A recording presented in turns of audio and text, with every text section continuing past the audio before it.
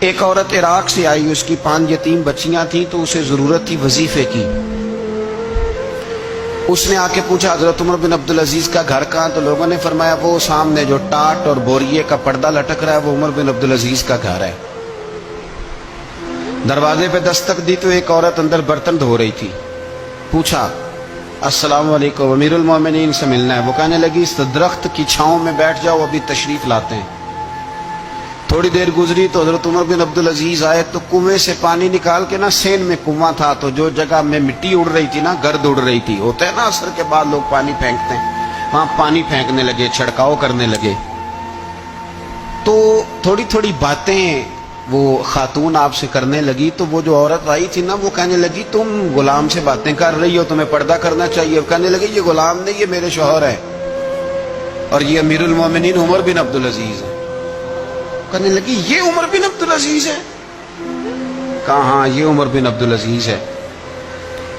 تو وہ خاتون حاضر ہوئی، کھجوریں اس کو دی گئی کھانے کے لیے۔ اس نے کہا حضور میری 5 یتیم بیٹیاں ہیں، مجھے وظیفہ چاہیے۔ جناب عمر بن عبدالعزیز نے ایک بیٹی کا نام پوچھا، ولدیت پوچھی، وظیفہ لکھا۔ عورت کہنے لگی اللہ تیرا شکر ہے میری بچی کا وظیفہ لگ گیا۔ دوسری کا نام پوچھا، ولدیت پوچھی، عمر پوچھی، وظیفہ لگایا، اللہ تیرا شکر ہے میری یتیم بچی کا وظیفہ۔ 4 بچیوں کے وظیفے عمر لکھتے رہے، خاتون اللہ کی حمد کرتی رہی۔ 5ویں کا لکھنے لگے تو کہنے لگی میں نے زمانہ بڑا دیکھا ہے پر عمر بن عبدالعزیز تیری طرح کا بندہ نہیں دیکھا۔ آپ فرمانے لگے اب میں 5ویں کا وظیفہ نہیں لکھتا، 4 کا وظیفہ جا کے گورنر سے منظور کرا لے اور 4 کو کہنا تھوڑا تھوڑا 5ویں کو بھی دے دے۔ حضور کیوں نہیں لکھتے؟ فرمایا جب تک تو حمد کے لائق رب کی حمد کر رہی تھی میں وظیفے لکھ رہا تھا، اب تو نے میری تعریفیں شروع کر دی۔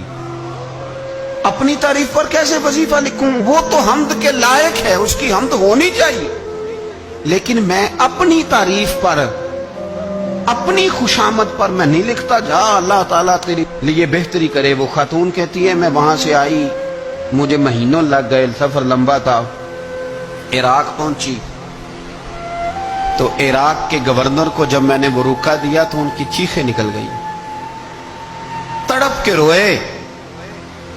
میں نے کہا کیا ہوا؟ کہنے لگی بی بی جس نیک آدمی نے تجھے یہ لکھ کے دیا تھا نا، چند دن ہوئے ان کا انتقال ہو گیا۔ عمر بن عبدالعزیز پردہ فرما گئے۔ وہ خاتون پھر روئی، کہنے لگی یتیم بیٹیوں کا اب کیا بنے گا، اس رکے کا کیا بنے گا؟ تو آپ فرمانے لگے بی بی جب امیر عمر بن عبدالعزیز جیسا ہو تو گورنروں کو بھی اللہ کچھ توفیق دے ہی دیتا ہے، اگر انہوں نے